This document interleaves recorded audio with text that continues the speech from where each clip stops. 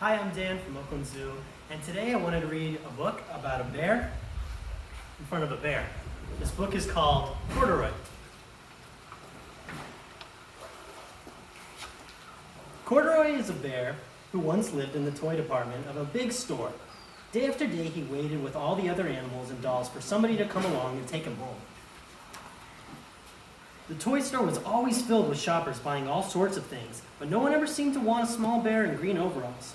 Then one morning, a little girl stopped and looked straight into Corduroy's bright eyes. "Oh, Mommy," she said, "look, there's the very bear I've always wanted." "Not today, dear," her mother sighed. "I spent too much already. Besides, he doesn't look new. He's lost the button on one of his shoulder straps." Corduroy watched them sadly as they walked away. "I didn't know I lost the button," he said to himself. "Tonight, I'll go and see if I can find it."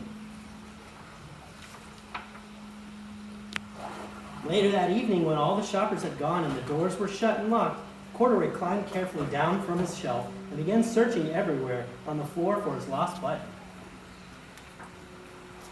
Suddenly, he felt the floor moving under him. Quite by accident, he stepped onto an escalator and up he went. Could this be a mountain, he wondered?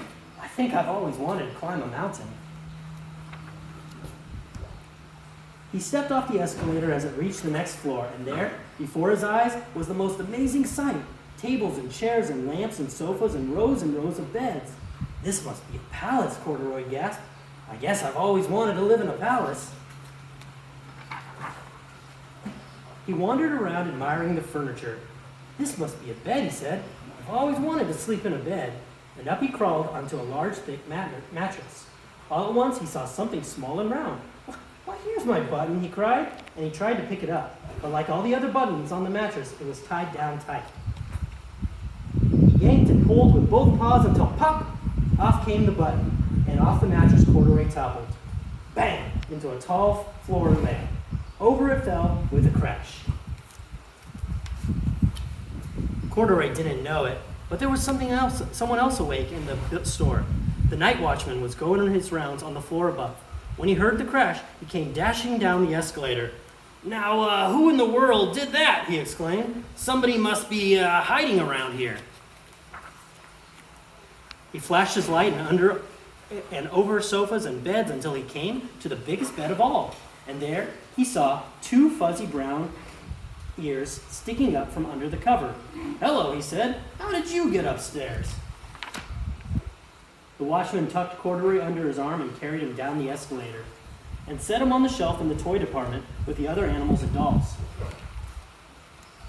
Corduroy was just waking up when the first customers came into the store in the morning. And there, looking at him with a wide, warm smile, was the same little girl he'd seen only the day before. "I'm Lisa," she said, "and you're going to be my very own bear.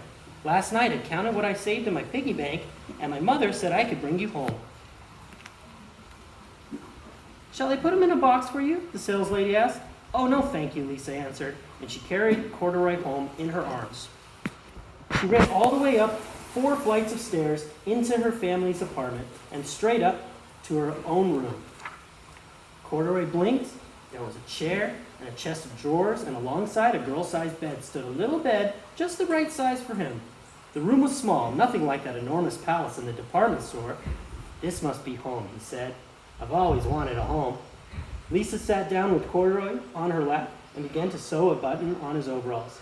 "I like you the way you are," she said, "but you'll be more comfortable with your shoulder strap fastened."